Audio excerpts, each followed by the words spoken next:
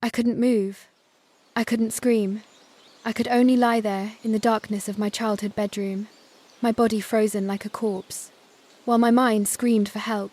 The tea my sister Lena had brought me, the first kind gesture she'd offered in years, had turned my muscles to stone. My fingers wouldn't twitch. My lungs barely pulled air, but my ears worked perfectly. That's how I heard her footsteps pause at my door. That's how I heard her whisper to someone in the hallway. Just make it look natural. The door creaked open. Heavy footsteps crossed the threshold. A man's silhouette blocked the faint light from the hall. He knelt beside my bed, pressed 2 fingers to my throat, and muttered something that made my blood run cold. But here's what I didn't understand. What kept me from surrendering to the darkness pulling at the edges of my consciousness? He didn't kill me. He checked if I was alive, and when he stood up, his voice was shaking. Who was this man? And why did my sister need my death to look natural? My name is April Martinez. I'm 36 years old, and I work as a senior data analyst for a consulting firm in Virginia. I've built a good life for myself. Stable career, my own apartment, a retirement account that grows a little more each year. None of my family knows any of this. I learned a long time ago that sharing my accomplishments only invited silence, or worse comparisons to my younger sister. Let me take you back to the week before that terrible night. I was sitting at my desk in Virginia when a letter arrived from the IRS. It claimed I had failed to report $85,000 in income from the previous year.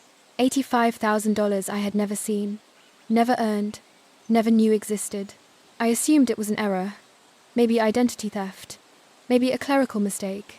I planned to deal with it after I returned from Pennsylvania. My mother had just had knee surgery, and someone needed to help her recover. My father certainly wasn't going to do it. And my sister Lena, Lena, had never lifted a finger for anyone but herself in 32 years. So, I requested 2 weeks off work and drove 5 hours to my childhood home. I mentioned the IRS letter to my mother during a phone call before I left, just casually, the way you mention an annoying errand you need to run. I didn't notice the way her voice went tight. I didn't hear the pause before she changed the subject. I was too busy packing my suitcase and arranging for a neighbor to water my plants. I should have paid attention. Growing up in that house, I was always the afterthought. My father, Richard, made no secret of his preference for Lena. She was charming where I was quiet. She was bold where I was careful. Lena takes after me, he would say at dinner. His chest puffed with pride. Then his eyes would slide to me and his voice would flatten. April. I don't know who she takes after. My mother never defended me. Gloria would sit there, with her hands folded in her lap, her eyes fixed on her plate, holding something behind her expression that I could never quite name. Guilt, maybe, or fear. I spent years trying to earn the warmth she gave so freely to Lena. I never succeeded. The only person who ever saw me clearly was my grandmother, Eleanor. She died 15 years ago, but before she passed, she gave me a small tin box with a strange instruction. Don't open this in front of your father. When you're truly on your own, you'll understand. I kept that box in my apartment in Virginia. I never opened it. I thought it was just a sentimental keepsake, not a warning I should have heeded.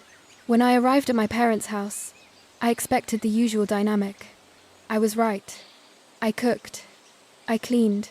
I helped my mother to the bathroom and changed her bandages and managed her medication schedule. Lena showed up twice in 4 days, both times with her phone out snapping photos for Instagram. Taking care of Mama, her caption read, complete with a heart emoji. She stayed for 20 minutes, each visit, before claiming she had somewhere else to be. I said nothing. I had learned long ago that protesting only made me look petty. On the 5th evening, something changed. Lena came into my room with a cup of herbal tea. You've been working so hard, she said, her voice unusually soft.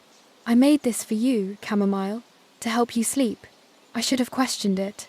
Lena had never done anything kind for me without an audience to witness it. But I was exhausted, bone-tired from caregiving, and years of being invisible. I took the cup. I drank it. 30 minutes later, my body stopped obeying me. My legs went first, then my arms, then my fingers. I collapsed onto my bed, my mind screaming, inside a body that had become a prison. Through the crack in my door, I saw Lena's silhouette. I heard her whisper to someone I couldn't see, just do what Dad asked. The door creaked open, wider, and heavy footsteps crossed the threshold into my room. I could not turn my head. I could not close my eyes. All I could do was lie there, staring at the ceiling, while a stranger approached my bed. He knelt beside me.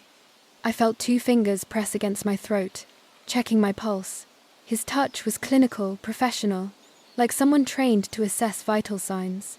He leaned closer, and I could hear his breathing shallow and uneven, as if he was nervous. "She's still breathing," he muttered more to himself than to anyone else. This wasn't supposed to happen like this. The dosage was too strong. His words sent ice through my veins. Dosage. They had drugged me deliberately, and something had gone wrong. I was supposed to be unconscious, maybe worse, but instead I was trapped in this horrible in-between state, aware of everything, but unable to respond to any of it. I focused on what I could observe. His voice was deep, but unsteady. His hands trembled as he checked my breathing. This was not the behavior of a killer. This was a man caught in something he did not fully understand, and he was scared. He stood up and stepped back from my bed. Through my peripheral vision, I could see his silhouette, tall, broad-shouldered, wearing what looked like a dark jacket. He ran his fingers through his hair and exhaled slowly, the sound heavy with worry. Lena appeared in the doorway. Her voice was sharp, impatient. "Is she out?" "She's breathing," the man said. "But barely." "Lena, I didn't sign up for this. You said she just needed to sleep. You didn't say anything about keep your voice down." Lena stepped into the room, and I heard her heels click against the hardwood floor. She stopped somewhere near the foot of my bed. "Dad said she's been stealing from them for years. Thousands of dollars. Did you know that my own sister taking money from our parents while pretending to be the responsible one?" The accusation was so absurd that I would have laughed if my body had allowed it. I had never taken a single dollar from my parents. I had been financially independent since I was 23 years old. I paid for my own apartment, my own car, my own life. The idea that I was stealing from them was insane, but the man did not know that. He only knew what Lena had told him. "After Friday," Lena continued, her voice dropping to something cold and determined, "she won't be able to touch their money anymore. The court will make sure of that. And maybe then Dad will finally see the truth. I'm the one who protected this family, not her. I've always been the one who actually cared." Her words revealed something I had suspected, but never confirmed. This was not just about money. This was about our father's approval. Lena had spent her entire life basking in his favoritism, and somewhere along the way, she had become terrified of losing it. She would do anything, even this, to prove she was the loyal daughter. The man shifted uncomfortably. "This feels like it's going too far. What if she wakes up? What if she remembers?" "She won't remember anything," Lena said dismissively. "The stuff you gave her causes confusion. By the time she's coherent, it'll be too late. Just do what you were hired to do and stop asking questions." Hired. The word echoed in my paralyzed mind. This man was not a friend of Lena's. He was not a random stranger. Someone had paid him to be here tonight. They left my room. The door closed behind them with a soft click, and I was alone in the darkness. My thoughts drifted, pulled by the drugs, still coursing through my system. I found myself remembering my grandmother's funeral 15 years ago. The church had been filled with flowers, white lilies, her favorite. Family members I barely recognized had dabbed at their eyes with handkerchiefs and murmured about what a wonderful woman Eleanor had been. But my father had not cried. I remembered watching him during the service, waiting for some sign of grief, some crack in his stoic expression. Instead, I saw something that troubled me even then, though I was only 21 years old and did not fully understand it. He looked relieved. When the casket closed for the final time, my father's shoulders relaxed. He took a deep breath, like someone who had been holding tension for a long time and could finally let it go. At the time, I told myself I was imagining things. People grieve differently, I reasoned. Maybe relief was part of his process. Now, lying paralyzed in my childhood bedroom, I was not so sure. My grandmother's last words to me surfaced through the haze of memory. She had been in the hospital, thin and frail against the white sheets. She had taken my hand in both of hers and looked at me with an intensity that had startled me. "You're the strongest one in this family, April," she had said. "One day you'll understand why I'm giving this to you and not them."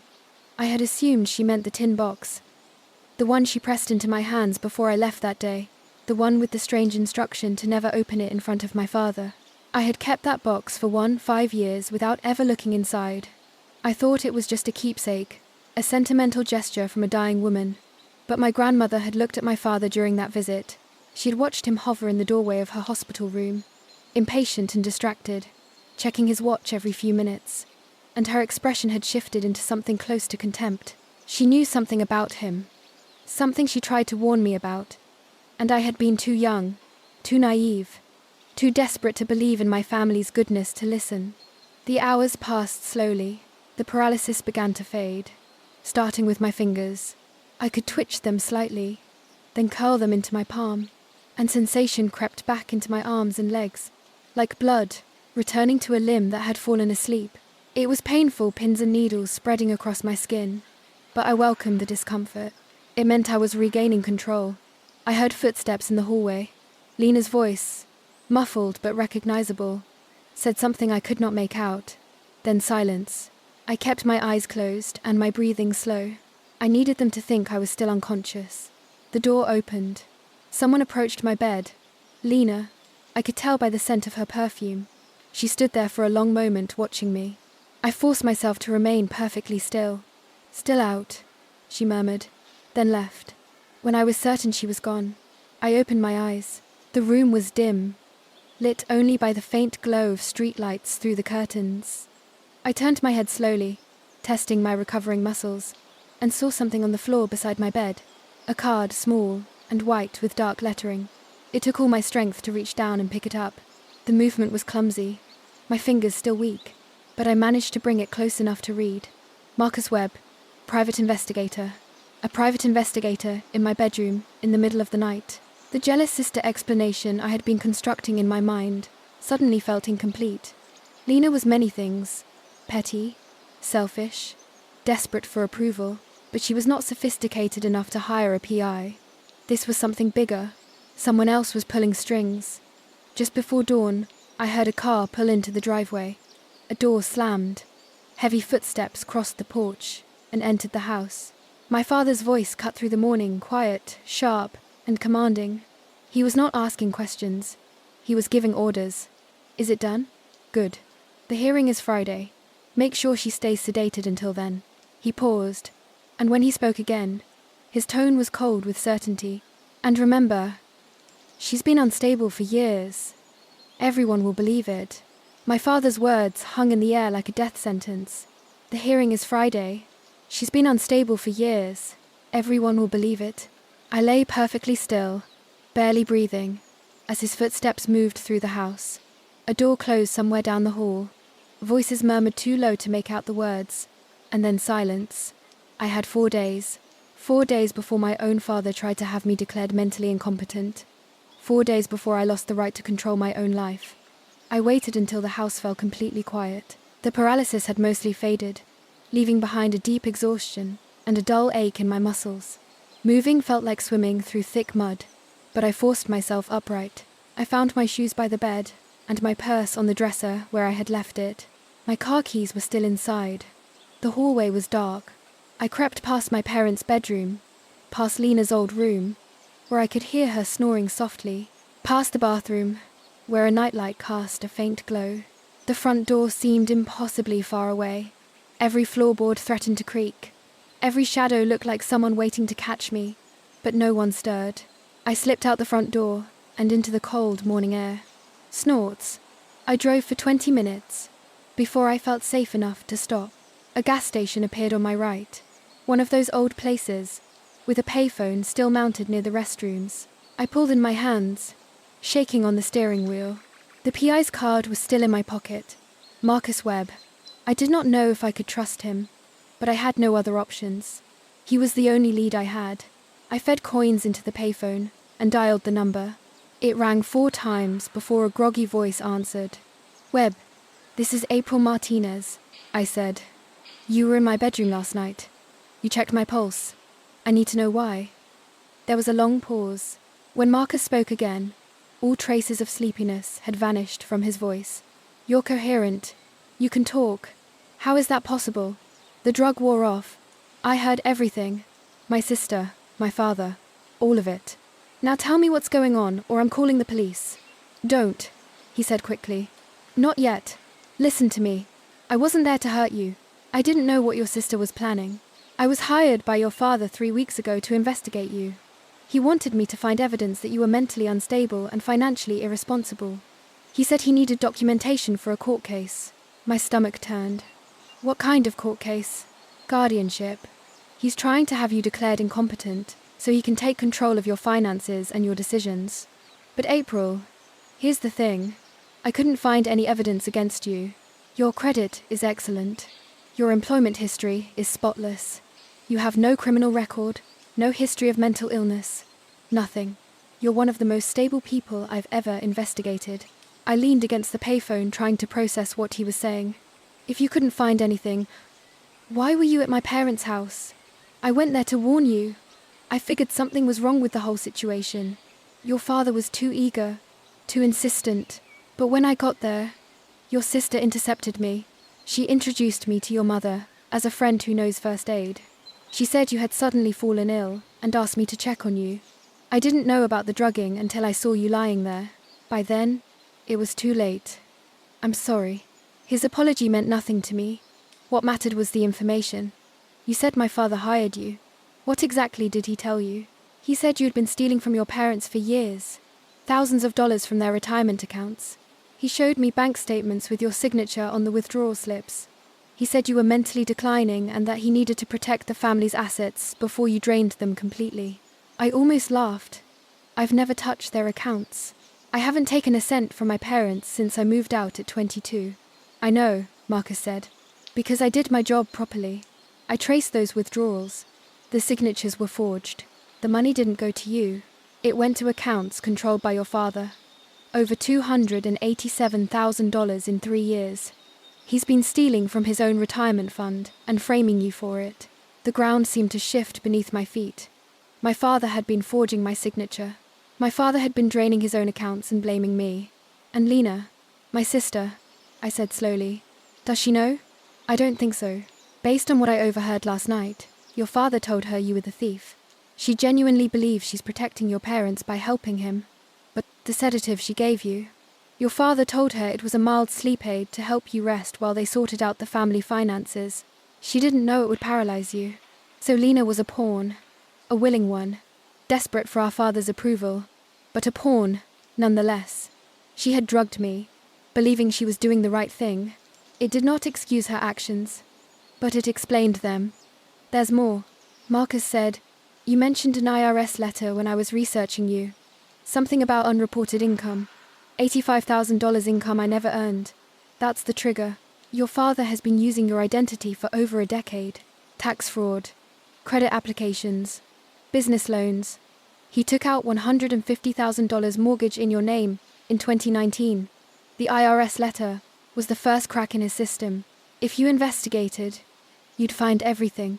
So, he filed for guardianship 2 weeks ago as a preemptive strike. 2 weeks ago, I repeated. But I never received any notification. Because he listed your parents' Pennsylvania address as your residence on the petition, the court notice went there. He intercepted it. You were never supposed to know about the hearing until after it happened. Everything clicked into place with horrible clarity. My father had spent years making me invisible, making me seem unstable, making everyone believe I was the lesser daughter. It was not neglect. It was strategy. He needed me to be someone no one would believe. There's something I need to check. I told Marcus, meet me in Virginia this afternoon. I'll text you the address. I drove to my apartment, my mind racing the entire way. The tin box my grandmother had given me 15 years ago was exactly where I had left it, tucked in the back of my closet behind old photo albums. I carried it to my kitchen table and sat there for a long moment just looking at it. Then I opened it. Inside was a handwritten letter and a folded document. The letter was from my grandmother, her familiar handwriting slightly shaky from the illness that was already taking her life. My dear April, it read, your father filed a false affidavit after I died, claiming I had no will. He stole your inheritance to cover his debts. I couldn't stop him before I passed, but I saved this copy.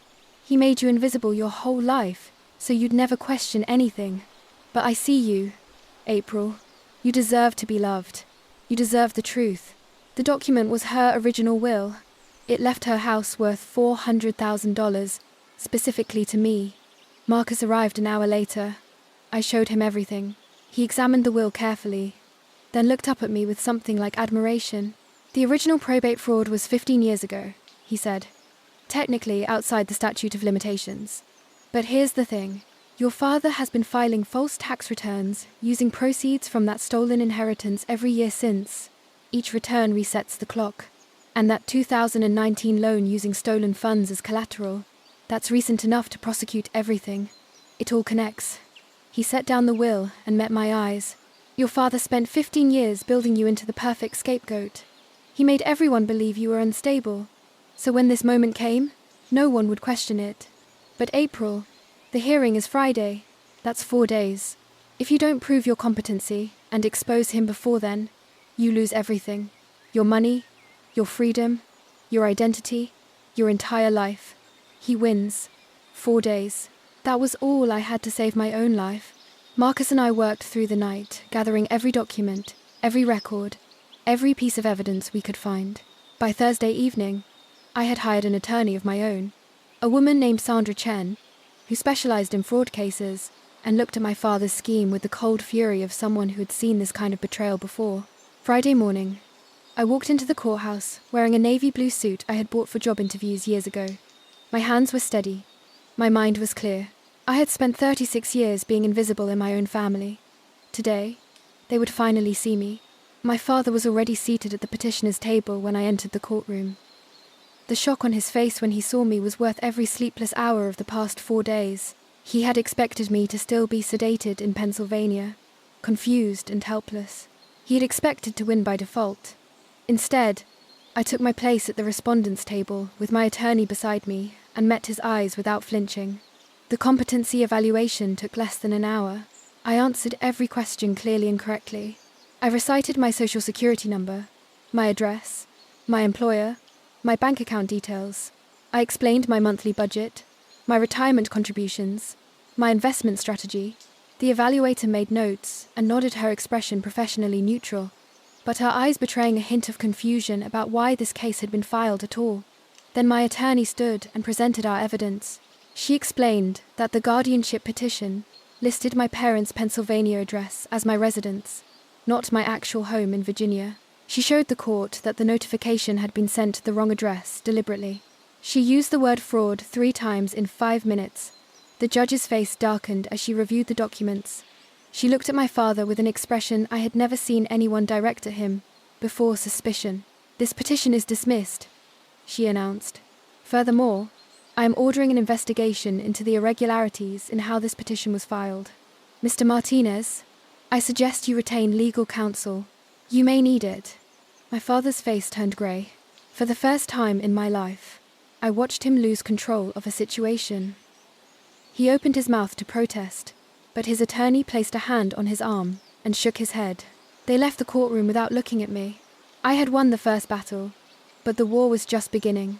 Over the next 3 weeks, Marcus and I built our case piece by piece. We obtained security footage from my parents' house, showing Lena entering my room multiple times, searching through my documents and belongings. We had the forged signatures analyzed by a handwriting expert who confirmed they did not match my actual handwriting, but showed characteristics consistent with my father's hand.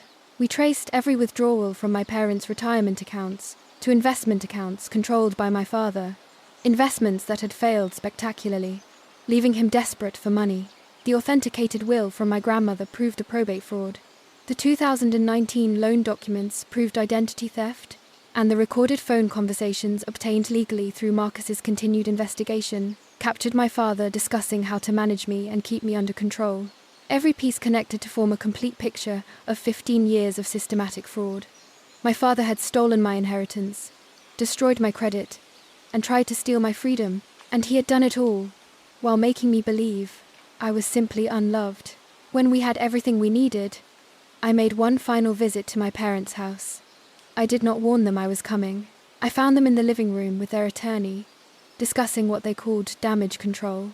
Lena was there, too, her face pale and drawn. They all looked up when I walked in, and for a moment, no one spoke. I placed a thick folder on the coffee table. Transaction records, the authenticated will, loan documents, a digital recorder. Dad, Lena, I think it's time we talked honestly. Maybe for the first time ever. Their attorney picked up the folder and began flipping through the pages. His face changed as he read first confusion, then alarm, then something close to fear. He stood up abruptly. I need to excuse myself, he said. Richard, I strongly advise you not to say anything further without new counsel present. He left without looking back. The door closed behind him with a sound like a verdict. My father straightened in his chair, attempting to regain his authority. You've always been unstable, April. This fantasy you've constructed proves it. No one will believe. Then you won't mind if I play these recordings for the police, I said calmly.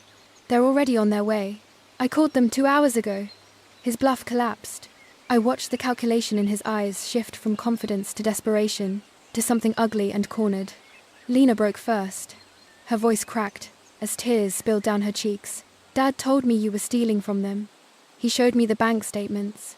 He said, you never loved this family, that you were just waiting for them to die so you could take everything. I was trying to protect them, April. I was trying to be a good daughter. I looked at my sister, really looked at her, and saw her clearly for the first time. Not as an enemy, not as the golden child who had stolen my place in our parents' hearts, but as another victim of our father's manipulation. A victim who had chosen not to question, not to verify, not to think for herself. A victim whose desperation for approval had made her a willing accomplice. He used both of us, Lena, I said quietly.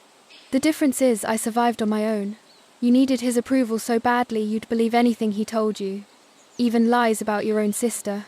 My father turned on Lena with a viciousness I had never witnessed before. You stupid girl. You couldn't even handle a simple task. All you had to do was keep her sedated until the hearing. 3 days. And you couldn't even manage that. His mask fell completely. This was who he really was. Not a loving father, not a family patriarch, but a desperate man who saw his own children as tools to be used and discarded. A sound from the hallway made us all turn. My mother emerged from the shadows, trembling, her face wet with tears. I knew, April, she whispered. I knew everything. For years, your father threatened me. He said he'd leave me with nothing if I ever told you about the will. I was terrified of being alone. So, I hid your grandmother's letter in that tin box, hoping someday you'd find it on your own. I wouldn't have to be the one to tell you. She covered her face with her hands. I was a coward. I looked at my mother with something beyond anger, a profound, exhausted understanding of who she was and who she had always been. A woman who chose silence over her own daughter. A woman who let me suffer so she could feel safe. Yes, Mom, I said. You were. Police sirens cut through the evening air. Red and blue lights flashed through the windows. Officers entered the house, and I stepped aside to let them pass. They handcuffed my father first. He protested loudly about family misunderstandings and personal disputes, but the officers ignored him. They had seen the evidence. They knew what he had done. Then they read Lena her rights for her role in the conspiracy. She went quietly, tears streaming down her face, looking back at me with an expression I could not fully read. But my eyes remained fixed on my mother. I watched her realize that 40 years of silence had not protected anyone. It had only ensured that when the destruction finally came, it would be complete. 6 months passed before the legal system delivered its final verdicts. 6 months of depositions and hearings and evidence reviews. 6 months of watching my family's carefully constructed facade crumble piece by piece under the weight of documented truth. My father's sentencing took place on a grey Tuesday morning in federal court. I sat in the gallery dressed simply, my hands folded in my lap. I had no prepared statement. I had no desire to speak. I only wanted to watch. Richard Martinez stood before the judge in an orange jumpsuit, his wrists shackled, his silver hair unkempt for the first time I could remember. Even now facing the consequences of 15 years of fraud, he refused to accept responsibility. My daughter fabricated all of this, he declared, his voice carrying the same dismissive tone he had used my entire life. She's always been jealous, always been unstable, This family would have been fine without her interference. The judge, a woman in her 60 seconds, with sharp eyes and no patience for deflection, leaned forward in her chair. Mr. Martinez, the evidence against you is overwhelming and meticulously documented. You spent 15 years systematically exploiting your own daughter, while ensuring she had no voice to defend herself. You stole her inheritance. You stole her identity. You attempted to steal her freedom through a fraudulent guardianship petition. The only thing unstable in this courtroom is your moral character. She paused, letting her words settle over the silent courtroom. 12 years in federal prison, no possibility of early parole. I watched them lead my father away in handcuffs. He did not look at me. He had never really looked at me. Not once in 36 years. I was merely a tool to him, a convenient target, a name to sign on fraudulent documents. And now I was the reason he would spend the next 12 years behind bars. I felt no triumph, no satisfaction, only a quiet, profound relief that I had finally been believed. After a lifetime of being told I was wrong, I was worthless, I was nothing. A courtroom full of strangers had looked at the evidence and seen the truth. Lena's sentencing came 2 weeks later. The charges against her were serious financial fraud, conspiracy, and administering a controlled substance without consent. But the court acknowledged that she had been manipulated by our father. She received 3 years of probation, 300 hours of community service, and mandatory psychological counseling. She found me outside the courthouse after the hearing, her makeup ruined from crying, her designer clothes wrinkled and unkempt. She looked smaller than I remembered, like someone who had finally stopped performing and discovered she did not know who she really was. I was so desperate for him to love me, she said, her voice breaking. The way he seemed to love the idea of me. Snorts. I never stopped to ask why he needed me to hate you. I just believed everything he said, because believing him was easier than questioning him. She wiped her eyes with the back of her hand. I'm so sorry, April. I'm so sorry for everything. I looked at my sister for a long moment. I saw the girl who had grown up basking in our father's approval, while I stood in the shadows. I saw the woman who had put something in my drink without asking what it would do to me. I saw someone who had made choices, terrible choices, and was only now beginning to understand their weight. I believe you're sorry, Lena. I even believe you didn't fully understand what you were doing, but you chose not to understand. You chose to believe I was a thief without ever asking me directly. You chose to put something in my drink without knowing what it really was. Those were your choices. Being manipulated doesn't erase them. I paused, searching for words that were honest, without being cruel. I hope you find out who you are without Dad's approval to chase. I really do. But that's a journey you take alone, not with me. I walked away without embracing her. There was no reconciliation. There was only the truth spoken clearly for the first time between us. With my father imprisoned and all assets frozen for restitution, my mother lost everything. The family home was sold. My father's retirement accounts, his investments, his personal property, all of it went toward repaying what had been stolen from me. The court ordered full restitution of $400,000. After liquidating everything, I recovered $340,000. The remaining $60,000 was placed as a lien against any future assets my father might acquire, including his prison wages. My mother came to me a month after the sentencing, standing on the doorstep of my Virginia apartment with a single suitcase and desperation in her eyes. I have nowhere to go, she said. I know I don't deserve it, but could I stay with you, just until I figure things out? My answer came without hesitation. No, Mom. You chose silence for 36 years.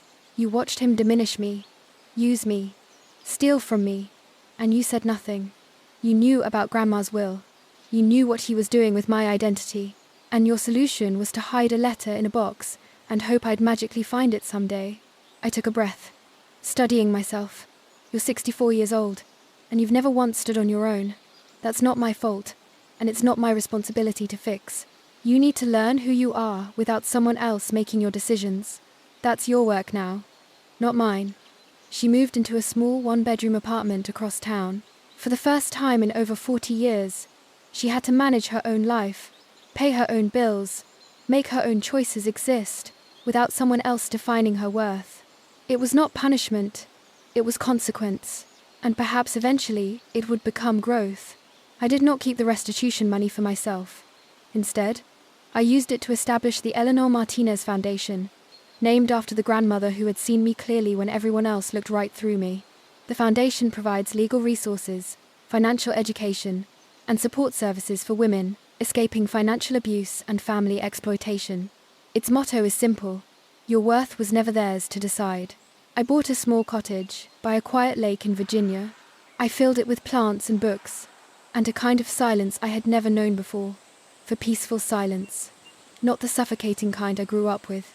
I began writing my memoir not for revenge, but for the women who might read it someday, and recognize their own story in mine. 6 months after everything ended, my mother came to visit. I allowed her inside for 1 cup of tea, but the boundaries between us remained clear and firm. "I'm proud of you," she said quietly, her hands wrapped around the warm cup. "I should have said that years ago, decades ago." "Yes," I agreed. "You should have." Her eyes filled with tears. "Can you ever forgive me?" I considered the question carefully before answering. "I don't know yet, Mom. Maybe someday. But I want you to understand something. Forgiveness isn't the same as reconciliation. Healing doesn't require forgetting. I can release the anger without inviting you back into my daily life. I can understand your fear without excusing what it cost me." I sat down my teacup and met her eyes directly. "I am choosing to heal. That's about me, not about you. And right now, healing means building a life where I decide who gets access to it." She nodded, tears falling freely down her cheeks. She did not argue. Perhaps she finally understood. That night, after she left, I stood on my porch and watched the sun set over the lake. I thought about the girl I used to be, invisible, unheard, convinced that her family's blindness meant she had no value. I thought about my grandmother who saw me when no one else did, who hid the truth in a tin box and trusted me to find it when I was ready. I thought about the night I lay paralyzed in darkness, waiting for the end, only to discover that the door opening wasn't death at all. It was the beginning of everything. I am the strongest one in my family, not because I never fell, but because when I finally understood why I kept falling, I stopped letting them push me down. I see my own worth now, and that is enough. April's story teaches us something every woman needs to remember. Your worth is not determined by how your family treats you. Sometimes the people who should love us the most are the ones who cause the deepest wounds. But their blindness does not make you invisible, it makes them blind. If you recognize yourself in April's journey, if you have ever been made to feel small, dismissed, or used by people who were supposed to protect you, know this: you deserve better. You deserve to be believed. You deserve to take up space. And you have every right to set boundaries, even with family, even when it is hard, even when others do not understand. Financial abuse is real. Emotional manipulation is real. And walking away from toxic relationships is not selfish. It is survival. If this story touched your heart, please subscribe to our channel so you never miss another powerful story like this one. And I want to hear from you. Have you ever had to stand up against your own family to protect yourself? What gave you the strength to fight back? Share your story in the comments below. Your words might give someone else the courage they need.